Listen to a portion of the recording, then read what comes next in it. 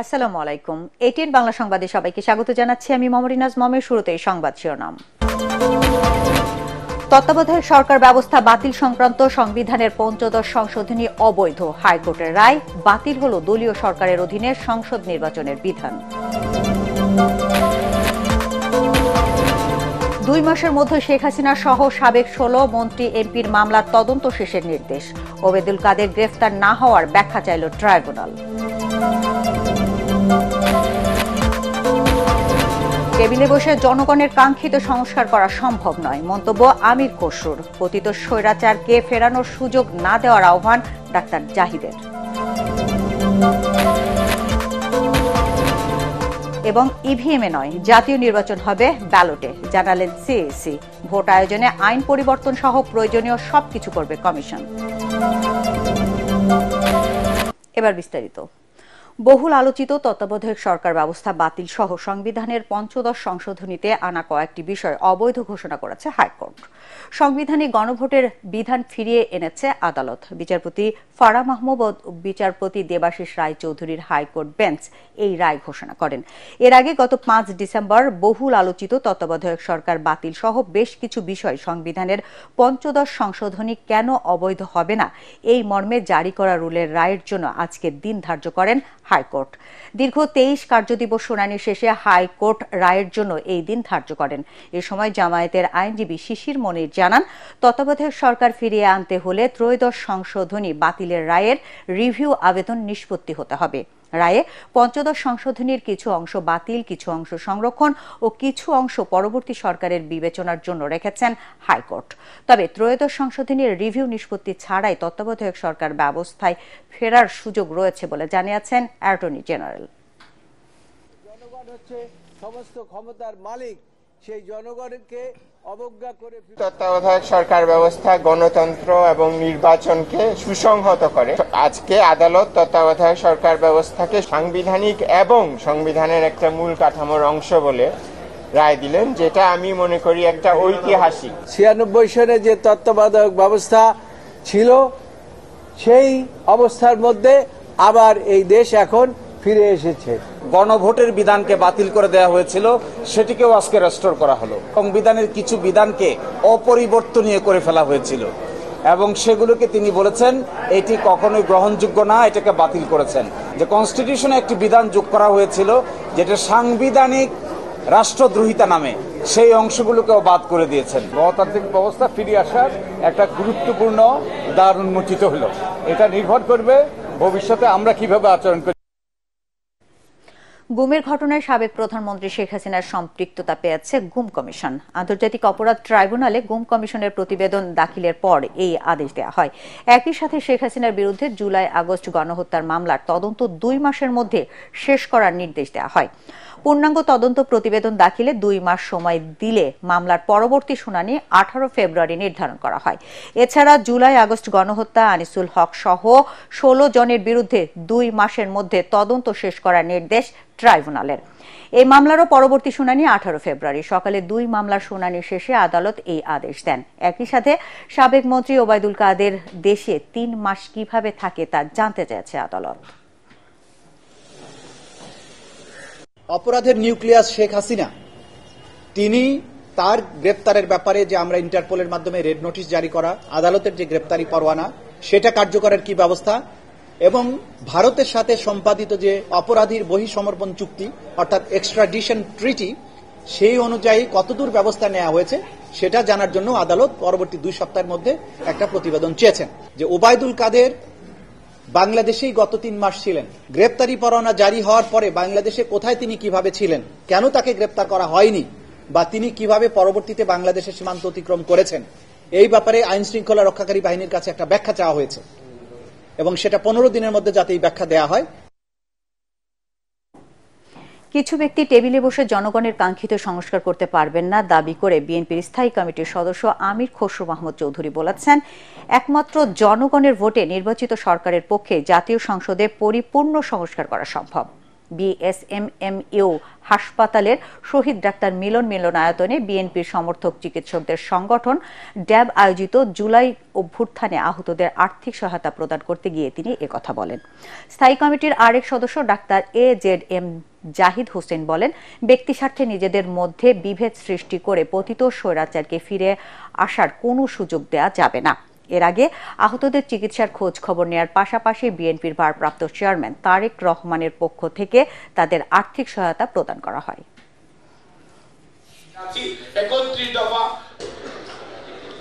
Reform কেউ একা বসে একটা টেবিলে রিফর্ম করে না, এটা গণতান্ত্রিক প্রক্রিয়া, এটা সংসদে হতে হয়, এটার ওনারশিপ থাকতে হয়, রাজনীতিবিদদের মধ্যে জনগণের মধ্যে ওনারশিপ থাকতে হয়।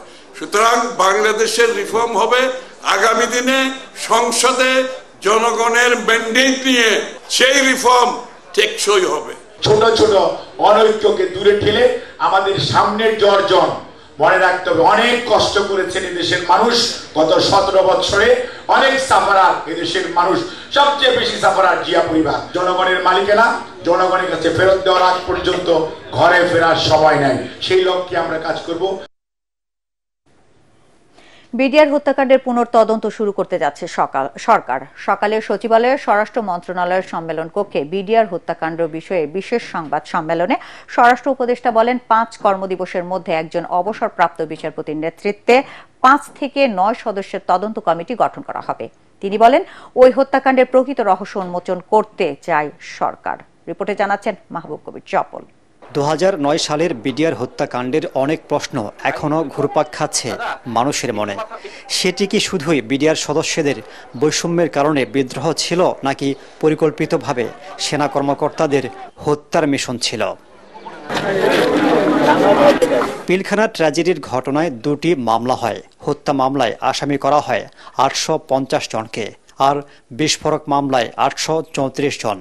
হত্যা মামলায় জজ আদালত 2013 সালে যে রায় দেয় হাইকোর্টে, সেটির কিছুটা পরিবর্তন হয়ে 139 জনের মৃত্যুদণ্ড, 185 জনের যাবজ্জীবন, 200 জনকে বিভিন্ন মেয়াদে সাজা ও 283 জন খালাস পান। বিস্ফোরক মামলা এখনও চলছে। সরকার পরিবর্তনের পর ওই ঘটনার পুনঃতদন্তের আবেদন করেন ভুক্তভোগীরা। কমিশন গঠনের নির্দেশ দেন হাইকোর্ট। কিন্তু স্বরাষ্ট্র ও আইন মন্ত্রণালয়ের টানাটানিতে ক্ষুব্ধ হয়ে ফেসবুকে পোস্ট দেন সমন্বয়করা। শেষ পর্যন্ত কমিশন গঠনের বদলে তদন্ত কমিটি গঠনের ঘোষণা দিলেন স্বরাষ্ট্র উপদেষ্টা। আমি সকলের অবগতির জন্য ঘোষণা করছি, বিডিআর হত্যাকাণ্ডের ন্যায় বিচার নিশ্চিতকরণে আগামী 5 কার্য দিবসের মধ্যে একটি তদন্ত কমিটি গঠন করা হবে। এই কমিটিতে থাকবেন হলো অবসরপ্রাপ্ত বিচারক, সিভিল সার্ভিস, সশস্ত্র বাহিনী ও পুলিশের অবসরপ্রাপ্তদের নিয়ে গঠিত করা হইবে। বিডিআর হত্যাকাণ্ডের তদন্ত কমিটিতে ছিলেন বর্তমান স্বরাষ্ট্র উপদেষ্টা। তিনি এখন বলছেন, ওই ঘটনায় ন্যায় বিচার নিশ্চিত করবে অন্তর্বর্তী সরকার। আমরা তো 5 কার্য দিবসের সময় যেসব তাদের বলবো, যেহেতু আপনারা এটা সবাই জানেন, যেহেতু আমরা তো সবার থেকে নাম নিতে হবে। এই কমিটি তো অনেকে দেখবেন আসতে চায় না, তো আমরা এই নামগুলি কালেক্ট করার জন্য, যদি নাম কালেক্ট করার জন্য সময় না লাগতো তো হয়তো খুব তাড়াতাড়ি করা যেত। এই নামগুলি পাওয়া যাওয়ার পরে তাদের সাথে তো একটু ডিসকাস করে আমরা সময়টা দিয়ে দেব। তদন্ত কমিটিকে দ্রুত প্রতিবেদন জমা দেওয়ার নির্দেশ দেওয়া হবে বলেও জানান তিনি। মাহবুব কবির চপল, ATN বাংলা, ঢাকা। পাসপোর্ট আর সরকারি চাকুরির ক্ষেত্রে পুলিশ ভেরিফিকেশন পদ্ধতি বাতিলের সুপারিশ করেছে জনপ্রশাসন সংস্কার কমিশন।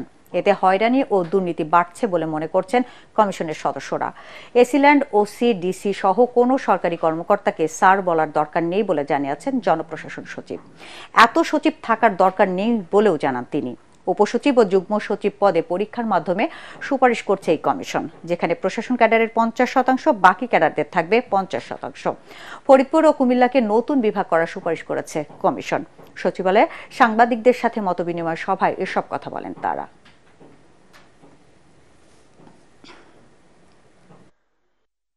বিভিন্ন ব্যাপারে পুলিশ ভেরিফিকেশন একটা ম্যান্ডেটরি, এটা আমরা রিকমেন্ড করতেছি। এটা থাকবে না, কোথাও থাকবে না। আপনি নাগরিক পাসপোর্ট নেবেন, আপনার নাগরিক অধিকার, আপনাকে পুলিশ ভেরিফিকেশন কেন বলতে? নানা বিতর্কের কারণে জাতীয় নির্বাচন ইভিএম এ নয় ব্যালটে হবে বলে জানিয়েছেন প্রধান নির্বাচন কমিশনার এএমএম নাসির উদ্দিন। 25 সালের শেষে কিংবা 26 সালের জানুয়ারি মাসে জাতীয় নির্বাচন অনুষ্ঠিত হতে যাচ্ছে। আইন পরিবর্তন সহ যা যা করা দরকার তা করবে কমিশন। মনির হোসেন তোপর রিপোর্ট। যদি অল্প কিছু সংস্কার করে ভোটার তালিকা নির্ভুলভাবে তৈরি করার ভিত্তিতে নির্বাচন সম্পন্ন করতে হয়, তাহলে 2025 সালের শেষের দিকে নির্বাচন অনুষ্ঠান হয়তো সম্ভব হবে। জাতীয় নির্বাচন নিয়ে প্রধান উপদেষ্টা ডক্টর মোহাম্মদ ইউনূস জাতির উদ্দেশ্যে বক্তব্য দেন। এটি বাস্তবায়িত করতে কাজ করছে নির্বাচন কমিশন। যেহেতু আমরা দায়িত্ব ভাগ করে দিয়েছি, ভালো নির্বাচন দিতে আইন পরিবর্তন সহ যা যা প্রয়োজন তা করা হবে বলে জানিয়েছেন প্রধান নির্বাচন কমিশনার এএমএম নাসির উদ্দিন। এই সরকার ঘোষণা দিয়েছে যে ওনারা কিছু ভালো কাজ, ভালো অ্যাক্টিভিটিস করে দিতে চান, দেশের জন্য ভালো কিছু করে দিতে চান। আমরাও সেই রকম একটা ভালো নির্বাচন দিতে চাই। এই ভালো নির্বাচন দিতে গিয়ে যদি কোনো বিধিবিধান বা আইন কানুন পরিবর্তন করতে হয়, আমরা সেটা করে নিব। কিন্তু কাজটা যে উদ্দেশ্য আছে, আমাদের উদ্দেশ্য অ্যাচিভ করার জন্য যা যা করা লাগে সেটা আমরা করে নিব। এটা নামই রিফর্ম। ভোটার তালিকা সংশোধন করা হবে উল্লেখ করে সিইসি বলেন, আগামীর জাতীয় নির্বাচন ছাত্র জনতার আকাঙ্ক্ষা অনুযায়ী হবে। রাজনৈতিক কোনো চাপকে প্রাধান্য দেওয়া হবে না। নীলফামারীতে 19 জন পাইছি আমরা রোহিঙ্গা, আর বিদেশি নাগরিক পাচ্ছি আমরা ভোটার হিসেবে। তারপরে যারা মারা গেছে আপনি দেখেন না, প্রত্যেকটা আপনার গ্রামে গিয়ে দেখেন, আপনি ভোটার লিস্টটা চেক করে দেখেন কতজন মারা গেছে, দেখবেন যে কিন্তু ভোটার লিস্টের নাম আছে, কিন্তু দেখবেন যে ওদের নামে ভোট দেওয়া হয়ে গেছে হয়তো দেখবেন। আওয়ামী লীগ নির্বাচনে অংশ নিতে পারবে কিনা এমন প্রশ্নের জবাবে সিইসি বলেন, এ বিষয়ে আদালতের সিদ্ধান্ত অনুযায়ী কাজ করবে কমিশন। অনেকে আবার শুনি যে কোর্টে মামলা করেছে এই দলের যাতে নির্বাচনে না আসতে পারে। কোর্ট যদি রায় দিয়ে দেয়, আমাদের কোর্টের রায়তে মানতে হবে, যেটা দেয় যেদিকে দেয় সেভাবে মানতে হবে। কিন্তু আমাদের তরফ থেকে আমরা এই ব্যাপারে কোনো মন্তব্য করতে চাই না, it is premature for us. আমরা দেখি রাজনৈতিক বিতর্কটা কোথায় গিয়ে দাঁড়ায়, দেখি একটু দেখে অপেক্ষা করি। আপনারাও অপেক্ষা করেন, আমরাও অপেক্ষা করি। সময় আসলে তখন দেখবো, সূর্য উঠলে দেখবেন, আপনিও দেখবেন, আমরাও দেখবো। তিনি আরো বলেন, স্থানীয় সরকার নির্বাচন নয়, জাতীয় নির্বাচনকে গুরুত্ব দিয়ে কাজ করছে নির্বাচন কমিশনের কর্মকর্তা ও কর্মচারীরা। মনির হোসেন তপু, এটিএন বাংলা, ঢাকা। বকেয়া বেতনের দাবিতে রাজধানীতে সড়ক অবরোধ করেছে রেল শ্রমিকরা। রাজধানীর এফডিসি গেটের সামনে অবস্থান নিয়ে দাবি আদায়ের সমাবেশ করে তারা। এ সময় তাদের 5 মাসের বকেয়া বেতন দ্রুত দেওয়ার দাবি জানানো হয়। পরে বাংলাদেশ রেলওয়ে ঢাকা বিভাগের ঊর্ধ্বতন কর্মকর্তাদের আশ্বাসের প্রেক্ষিতে অবরোধ তুলে নেয় শ্রমিকরা। এ সময় শ্রমিকরা জানান, বৃহস্পতিবারের মধ্যে দাবি আদায় না হলে আগামী রোববার আবারও রাজপথে নামবেন তারা।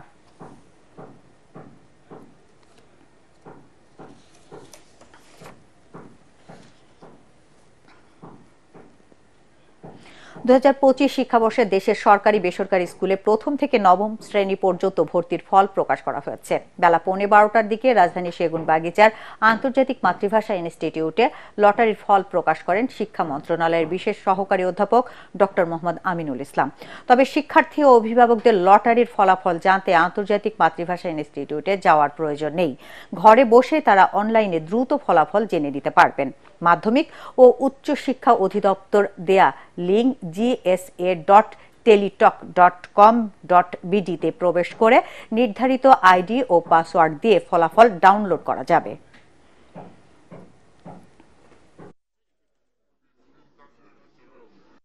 শুধু চাকরি না, তারা নিজেরা উদ্যোক্তা হবে এবং নিজেরা উদ্যোক্তা হয়ে তারা অনেক ভালো ভালো কাজ করবে এবং দেশেরও উন্নতি হবে, মানুষের উন্নতি হবে, তাদেরও উন্নতি হবে এবং এটা একটা সেলফ সাস্টেইনেবল ডেভেলপমেন্ট বলতে যেটা বোঝায় সেটি হবে। শীতের শুরুতেই বাড়ছে ঠান্ডাজনিত রোগ। সর্দি, কাশি, গলা ব্যথা, শ্বাসকষ্ট, ডায়রিয়ার পাশাপাশি চর্মরোগে আক্রান্ত হয়ে অনেকেই ছুটছেন হাসপাতালে। আক্রান্তের দিক দিয়ে বয়স্ক ও শিশু সংখ্যায় বেশি। ঠান্ডাজনিত রোগ নিয়ে অবহেলায় মৃত্যুর কারণ হতে পারে বলে সতর্ক করেছেন বিশেষজ্ঞরা।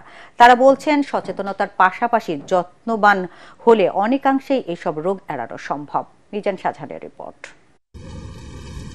কুয়াশাচ্ছন্ন সকাল, খেজুরের রসের গুড়, পিঠা, পায়েস ও পিকনিক আয়োজনের জন্য শীতকাল অনেকের কাছেই পছন্দের ঋতু, কিন্তু কারো কারো জন্য পৌষ মাস মানে সর্বনাশ। এ সময় বয়স্ক ও শিশুসহ সব বয়সের মানুষই কম বেশি ঠান্ডা, কাশির পাশাপাশি চর্মরোগে আক্রান্ত হন। সচেতন হলে এসব রোগ এড়ানো সম্ভব বলে জানিয়েছেন চর্মরোগ বিশেষজ্ঞ কবির চৌধুরী। ইকথিওসিস নামের রোগ থাকে, এটা ড্রাই স্কিন ডিজিজ, এটা শীতকালে বেড়ে যায়। যেমন স্কিনটা সাপের চামড়ার মতো হয়ে যায়, মাছের চামড়া অনেক অনেক খুশকি ওঠে। বেসিলিন অথবা পেট্রোলিয়াম জেলি ব্যবহার করবেন এবং পরবর্তীতে এইখানে আমরা খুব হালকা স্টেরয়েড দিতে বলি আর অ্যান্টিহিস্টামিন। কোনো কোনো ক্ষেত্রে ইনফেকশন হয়ে যায়, তখন অ্যান্টিবায়োটিক দিই। আর যাতে শ্বাসকষ্ট না হয় ভালো করে খুব ভালো জামা কাপড় পরাতে হবে। আর উলেন কাপড় সাধারণত আমরা বর্জন করতে হবে, নিচে সুতি কাপড় পরে উপরে উলেন সোয়েটার জাম্পার যাই পরাবে এটা পরাবে। শীত নিবারণে খড়কুটা জ্বালিয়ে আগুন পোহাতে গিয়ে কেউ কেউ ডেকে আনেন অগ্নিকাণ্ডের মতো অনাকাঙ্ক্ষিত দুর্ঘটনা। মানবদেহ 38 ডিগ্রি সেলসিয়াস তাপমাত্রা সহ্য করতে পারে জানিয়ে বিশেষজ্ঞ চিকিৎসকরা বলেন, অতিমাত্রায় গরম পানি দিয়ে গোসল করলে তা চামড়ার ক্ষতির কারণ হয়ে দাঁড়াতে পারে। ঈষৎ গরম করা নেওয়াটা কোনো খারাপ না, কিন্তু অতিরিক্ত গরম করলে কিন্তু এটি যেমন চামড়ার জন্য সমস্যা, বডির ভিতরের ফিজিওলজিক্যাল বা শারীরবৃত্তীয় প্রক্রিয়াতে মেটাবলিজমের জন্য বা বিপাকের ক্ষেত্রেও একটা পরিবর্তন আনে, সেটি করার মোটেও ঠিক হবে না। শীতকালে বায়ু দূষণ বেড়ে যায় জানিয়ে বিশেষজ্ঞরা বলেন, রোগে আক্রান্ত হলে অবশ্যই হাসপাতালে যেতে হবে, কিন্তু পরিবেশ দূষণ রোধ করা গেলে 80% মানুষ এসব রোগেই আক্রান্ত হতো না। ঠান্ডার থেকে ধুলার থেকে সাবধান থাকতে।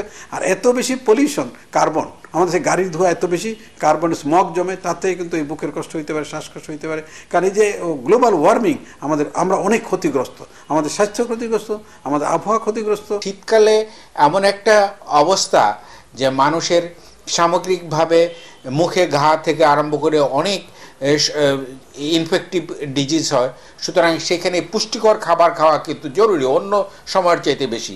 বয়স বাড়ার সাথে সাথে মানুষের শরীরের তাপ উৎপাদন ক্ষমতা কমতে থাকে, তাই ঝুঁকি এড়াতে বয়স্কদের ব্যাপারে পরিবারের সদস্যদের যত্নবান হওয়ার পরামর্শ বিশেষজ্ঞদের। মিজান শাহজাহান, এটিএন বাংলা, ঢাকা।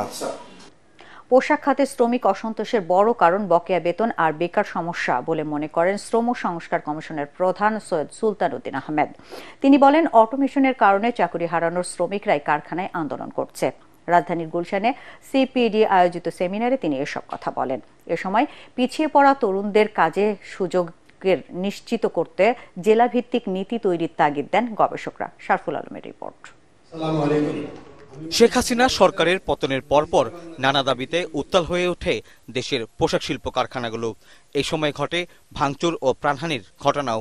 শ্রম সংস্কার কমিশনের প্রধান বলছেন, এসব আন্দোলনের মূলে রয়েছে বকেয়া বেতন ও কারখানা অটোমেশনে চাকরি হারানোদের বিক্ষোভ। তিনি জানান, বৈশ্বিক প্রতিযোগিতায় টিকে থাকতে যন্ত্রের ব্যবহার বাড়ানোকে উৎসাহিত করলেও এতে চাকরি হারানোদের কি হবে তা নিয়ে সরকারের কোনো পরিকল্পনাই ছিল না। বেকার শ্রমিকরা কারখানার গেটে গিয়ে কিন্তু আপনার আন্দোলন করেছে যে আমাদের চাকরি দিতে হবে। যে অটোমেশনের কারণে যারা ঝরে পড়লো, অ্যাজ এ হোল ইন্ডাস্ট্রি কি সরকারকে জানিয়েছে কিনা? আমার এক্সিস্টিং ওয়ার্কফোর্সের মধ্যে এতজন লোককে আমরা যদি আপনারা প্রশিক্ষণ দেন তাহলে তারা থাকবে, আর এতজন লোককে কিন্তু চলে যেতেই হবে। তাদের জন্য আপনারা বিকল্প ট্রেনিং কি দিবেন সেটা ব্যবস্থা করেন।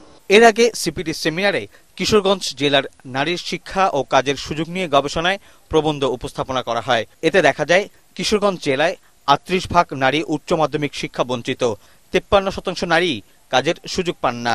জাতীয় পর্যায়ে কিছু ইনসেন্টিভ স্ট্রাকচার আছে, কিন্তু আমরা যেটি শুনতে পেয়েছি যে ট্যাক্সের কারণে, বিভিন্ন ইনসেন্টিভের না থাকার কারণে তারা কিন্তু অনেক সময় নারীরা উৎসাহিত হন না। সুতরাং ওই স্থানীয় পর্যায়ে আমরা কোনো ইনসেন্টিভ স্ট্রাকচার তৈরি করতে পারি কিনা, উপজেলা লেভেলে এই ধরনের জবের জন্য এই ধরনের ইনসেন্টিভ তারা পেতে পারে উপজেলা লেভেল থেকে, অথবা তাদের জন্য ফ্রি রেজিস্ট্রেশন হতে পারে কিনা, বা লাইসেন্সিংটা ফ্রি হতে পারে কিনা, বা সাবসিডাইজ রেটে হতে পারে কিনা। এই ধরনের বিভিন্ন ধরনের ইনোভেটিভ ইনসেন্টিভ স্ট্রাকচার আমরা তাদের জন্য ভাবতে পারি। সেমিনারে গবেষকরা বলেন, টেকসই উন্নয়নের অগ্রগতি নিশ্চিত করতে চাইলে নারীদের জন্য কার্যকর নীতি গ্রহণ করতে হবে। শ্রম পরিবেশ ও শ্রমিকের জীবনমান উন্নয়নে সবার জন্য মানসম্মত প্রশিক্ষণ ও দক্ষতা বৃদ্ধির বিকল্প নেই বলেও মন্তব্য করেন তারা। শারফুল আলম, এটিএন বাংলা, ঢাকা। মহান মুক্তিযুদ্ধে নারীরা রণাঙ্গনে অস্ত্র হাতে যুদ্ধ করলেও তাদের অবদানের কথা অনেক ক্ষেত্রেই অজানাই থেকে গেছে। যশোর জেলার অ্যাডভোকেট সালেহা বেগম সেই সাহসী নারীদের একজন, যিনি পুরুষের সাথে কাঁধে কাঁধ মিলিয়ে পাকিস্তানি সেনাবাহিনীদের বিরুদ্ধে লড়াই করেছেন। তার সাহসিকতার কথা এখনো এলাকাবাসীর মুখে মুখে। যশোর থেকে তামান্না ফারজানার রিপোর্টার জানাচ্ছেন রাসনা দাস।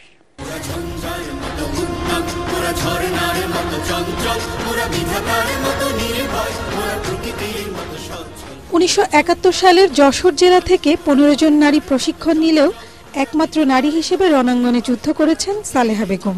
21 বছর বয়সে তিনি অস্ত্র হাতে নেমে পড়েন যুদ্ধ ময়দানে। সালেহা বেগম যুদ্ধ করেছেন যশোর সদর, শার্শা উপজেলা আর ঝিনাইদহের মহেশপুরে। 69 সালে আমরা গণ আন্দোলনে জয়েন করলাম, সারা বাংলাদেশ গণ আন্দোলনে শিহরিত হলো। তখন থেকে একটা অনুভূতি আমাদের মধ্যে কাজ করলো যে আসলে আমাদের দেশটা স্বাধীন হওয়া দরকার। 1971 সালে বাংলাদেশ ও ভারতে প্রশিক্ষণ নেওয়ায় সালেহা বেগম ছিলেন বিভিন্ন অস্ত্র পরিচালনায় পারদর্শী। কোন কোন স্কুল থেকে যে ট্রেনিং দেওয়া হতো ছেলে মেয়েদের, সেখানে আর ড্যামি রাইফেল থাকতো, সেই ড্যামি রাইফেল গুলো নিয়ে আসলাম ট্রেনিং এর জন্য সুবিধার্থে। 25শে মার্চে ক্যান্টনমেন্ট থেকে একটা বিরাট কনভয় যশোরের টাউনে দোয়াটানার দিকে আসছে। আমরা আগেই হাত বোমা, খুলনা থেকে হাত বোমা বানানো শিখে এসেছিলাম ও প্রচুর বোমা বানিয়েছিলাম। তিনি বলেন 1971 সালে বিজয়ের জন্য অনেক ত্যাগ স্বীকার করতে হয়েছিল সেই সময়ের জনগণকে। আপনজন হারানোর বেদনা, সম্ভ্রম হারানোর অপমান মিশে আছে মুক্তিযুদ্ধের পরতে পরতে।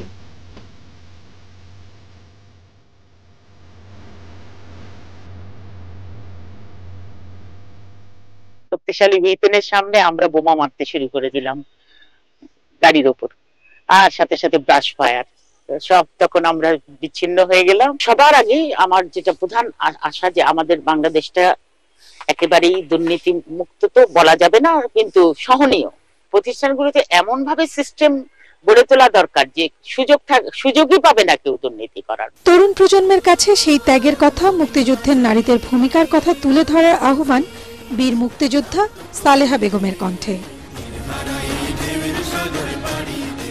Bureau report, ATN Bangla. এবার আল আরাফা ইসলামী ব্যাংক অর্থ সংবাদ।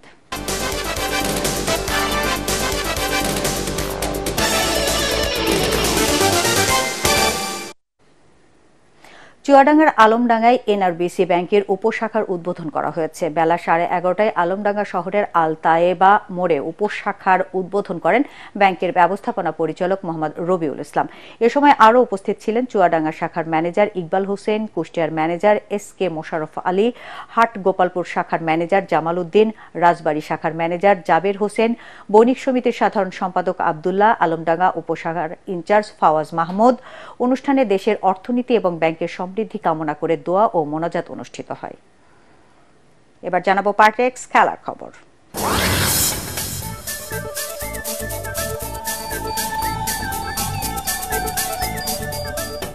কুয়ালালামপুরে অনূর্ধ্ব 19 এশিয়া কাপে মালয়েশিয়াকে মাত্র 29 রানে গুড়িয়ে দিয়েছে বাংলাদেশের মেয়েরা। এতে 120 রানে জিতে গ্রুপ চ্যাম্পিয়ন হয়ে সেমিফাইনালে উঠেছে টাইগার্সরা।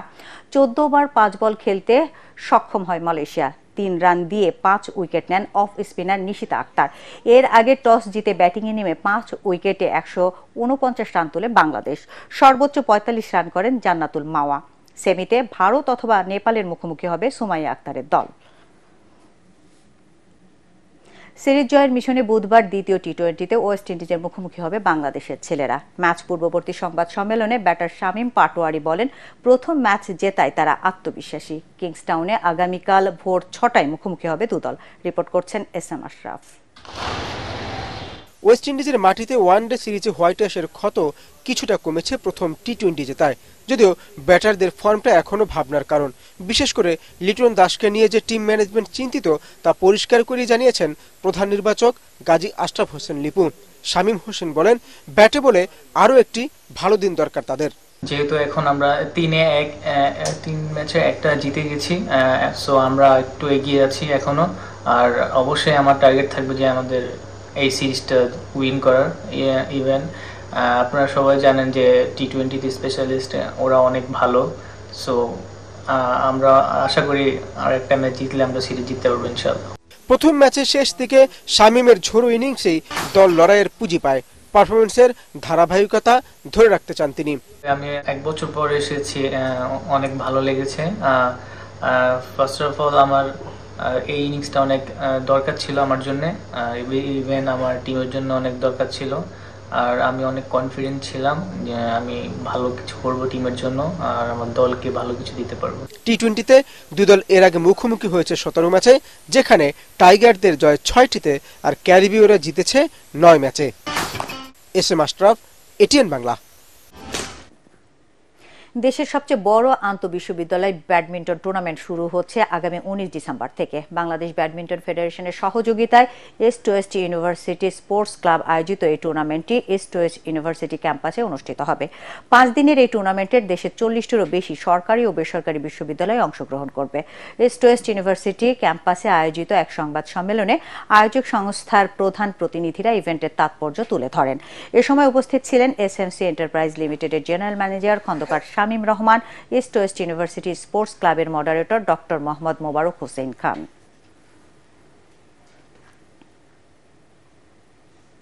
শেষ করার আগে সংবাদ শিরোনাম আরেকবার। তত্ত্বাবধায়ক সরকার ব্যবস্থা বাতিল সংক্রান্ত সংবিধানের ৫০ সংশোধনী অবৈধ, হাইকোর্টের রায়। বাতিল হল দলীয় সরকারের অধীনে সংসদ নির্বাচনের বিধান। 2 মাসের মধ্যে শেখ হাসিনা সহ সাবেক 16 এমপি মন্ত্রীর মামলার তদন্ত শেষের নির্দেশ। ওবায়দুল কাদের গ্রেফতার না হওয়ার ব্যাখ্যা চাইল ট্রাইব্যুনাল।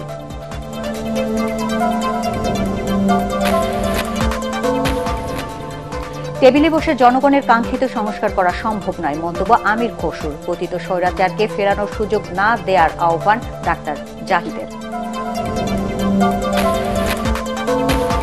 এবং ইভিএমে নয়, জাতীয় নির্বাচন হবে ব্যালটে, জানালেন সিইসি। ভোট আয়োজনে আইন পরিবর্তন সহ প্রয়োজনীয় সবকিছু করবে কমিশন।